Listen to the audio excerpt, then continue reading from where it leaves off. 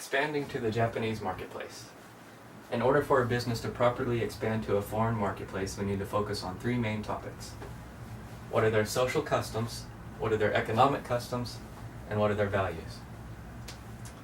Social customs. When greeting in Japan, instead of doing a handshake, they always greet with a bow. Unless the person you're greeting specifies that you can shake hands, then you go ahead and shake hands. But make sure to never pat someone on the back. And when referring to someone, they typically use the last name. And out of respect, you'd say, in my case, Shaw-san. That would mean like Mr. Shaw. The business card. In Japan, the business card is looked at as a delicacy. Japanese business people typically go through 100 cards for 1 week of business meetings. Make sure and never leave behind a business card you receive because it's very disrespectful to them. Most American business people that are trying to expand their company into Japan will typically carry a double-sided card, seen in this picture, one with English and then one with Japanese on the other side, in case the person you're talking to can speak English. Also, never write on the card, as that is also seen as disrespectful. Business attire. In the winter, Japanese typically wear dark colors, and gray in the summer. They're seen wearing suits with a white shirt and a tie that's usually a soft color and doesn't stick out too much. Men typically wear the dark jacket according to the time of year, and then women will wear trouser suits or long skirt suits. Women do not wear jewelry and are seen wearing their hair tied back or short. Economic customs. The average workday in Japan is 5 days a week from around 9 to 6, the scheduled workday.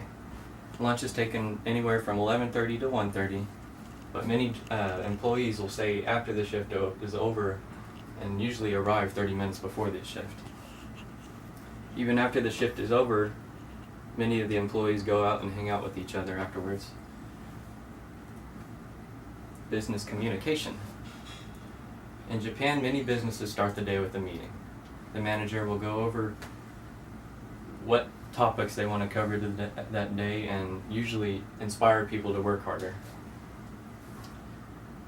One of the common ways of communicating, the manager will walk around the office and talk with his employees to get an idea of what's going on that day. And in Japan, phone calls and emails are accepted and are typically done quite as much as they are here. But important information is shared in person. The office layout. Desks in Japan are typically organized into work groups. The higher authority people sit further away from the door and closer to the manager.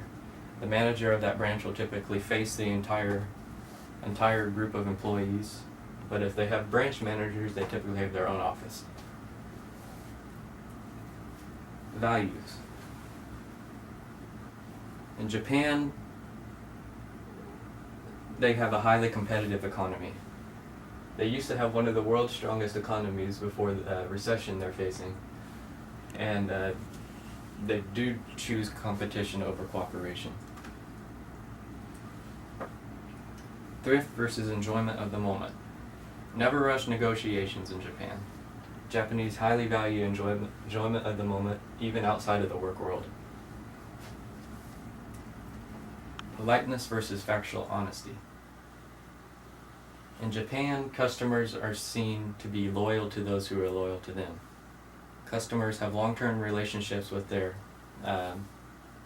people who sell to them, and they do choose honesty over politeness. Conclusion.